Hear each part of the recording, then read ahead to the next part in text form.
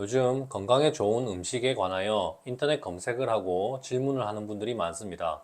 그만큼 건강에 대한 관심이 많은 시대라는 뜻이겠죠. 한의학은 음식이 건강에 미치는 영향에 대해서 오래전부터 강조를 해왔습니다. 요즘은 음식의 중요성에 대해서도 인정을 하고 이를 연구하는 사람들이 많아지고 있습니다. 매일 먹는 음식에 따라 섭취한 영양소가 다를 테니 이에 따라 몸속 상태가 바뀔 수밖에 없다는 것은 아무도 부정할 수 없는 사실이니까요. 하지만 어떤 사실이 부각될수록 부작용도 생길 수 있다는 점을 잊어서는 안 됩니다. 어떤 음식이 건강에 좋다고 하여 무분별하게 이 음식만 먹게 됨으로써 오히려 건강을 해칠 수도 있다는 사실을 말이죠. 뇌 건강에 좋은 음식이라고 검색을 하면 호두, 등푸른 생선, 브로콜리, 토마토 등 이런 음식을 추천하는 글이 많이 보입니다.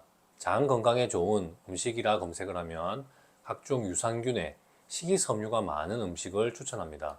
위 건강에 좋은 음식이라고 검색을 하면 양배추, 감자, 생강 이런 음식에 대한 내용이 많이 보이는군요.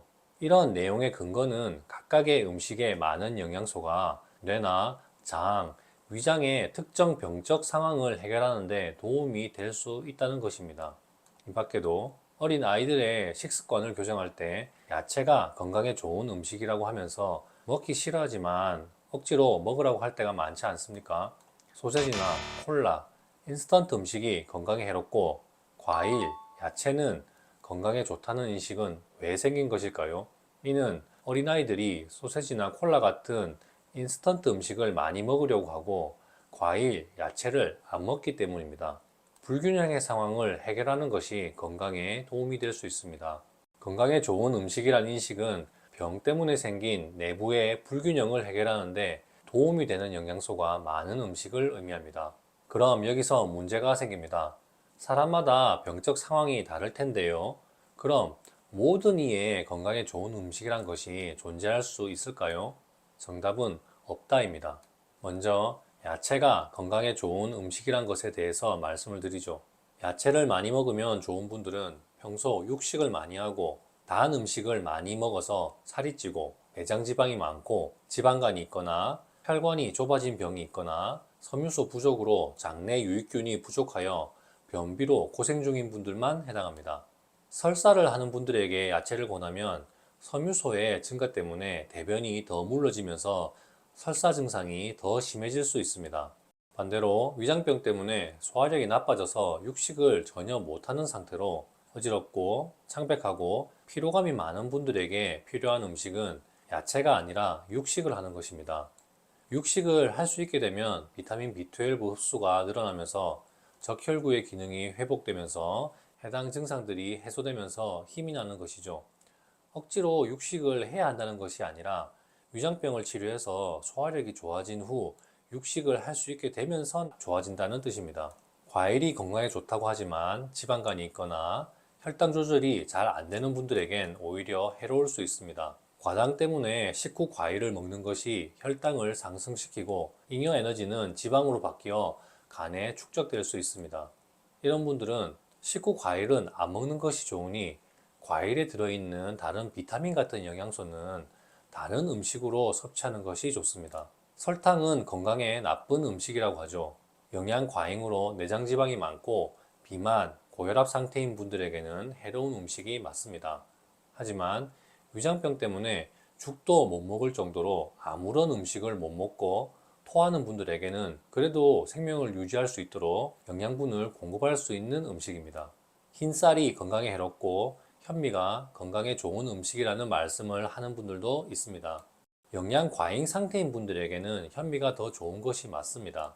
소화가 빨리 안 되면서 혈당을 급격하게 상승시키지 않는 음식이니까 말이죠. 하지만 위장병 때문에 소화를 못 시키는 분들이 현미를 먹으면 오히려 위장 건강을 해칠 수 있습니다. 소화하기 어려운 음식이니 말이죠. 위장 건강에 좋은 음식에 대해선 여러 차례 말씀을 드렸습니다. 어떤 위장병 상태냐에 따라서 특정 음식이 도움이 될 수도 있고 오히려 위장 건강을 더 해칠 수도 있다고 말이죠. 위염, 위궤양 때문에 속이 쓰린 분들에게 생강이 위에 좋은 음식이라고 하면서 많이 먹으면 오히려 속이 더 쓰릴 수도 있습니다. 소화성 궤양이 있을 때 도움이 되는 음식이 있고 위장 운동 기능 저하에 도움이 되는 음식이 있습니다. 이를 구분할 수 있어야 합니다. 게다가 특정 병적 상황을 해결하는 데 도움이 되는 영양소가 많은 음식이라고 하여 이를 많이 먹었더니 해당 병을 해결하는 데는 도움이 될 수 있지만 다른 병을 악화시키는 부작용이 생기는 경우도 많습니다. 유명한 운동선수들처럼 자신의 체질이나 알레르기 반응에 따라 어떤 음식을 철저하게 금지할 정도로 식단을 엄격하게 관리할 수도 있습니다. 하지만 이렇게 실천하는 것은 굉장히 힘든 일이고 또 내 몸 상태를 자주 체크하면서 식단을 관리해주는 인력을 고용해야 할 테니 너무 많은 비용 때문에 보통의 사람들이 따라할 수 없는 방법입니다. 현실적으로 우리가 실천할 수 있는 방법은 평소에 내가 좋아하고 즐겨 먹는 음식을 줄이고 내가 잘 안 먹던 음식을 더 먹도록 노력하는 정도일 것입니다. 이렇게 말씀드리는 이유는 우리 몸은 모든 영양소를 골고루 섭취하는 것이 건강에 제일 좋다는 생각 때문입니다. 병은 특정 음식을 편중되게 먹어서 생긴다고 말이죠. 그러니 아직 젊고 건강에 대한 걱정이 없는 분들은 골고루 먹는 식습관을 유지하는 것만으로도 충분합니다. 건강에 좋은 음식에 대해서 검색을 할 정도인 분들은 아무래도 이미 건강하지 못한 상태인 분들이 많겠죠. 이런 분들은 한의사와 상담을 한 후에 도움을 받으십시오. 어떤 음식을 더 먹자는 것보다 이런 병적 상태일 땐 이런 음식은 금지하라는 내용으로 말씀을 드립니다. 이것만 실천해도 훨씬 더 건강한 상태가 될 수 있을 텐데 이를 실천하지 못하는 분들이 너무 많습니다. 제가 위장병을 중점 진료하다 보니 아무래도 위장 건강에 해로운 음식에 대해서 자주 말씀을 드립니다. 술, 커피, 밀가루 음식을 금지하라고 말이죠.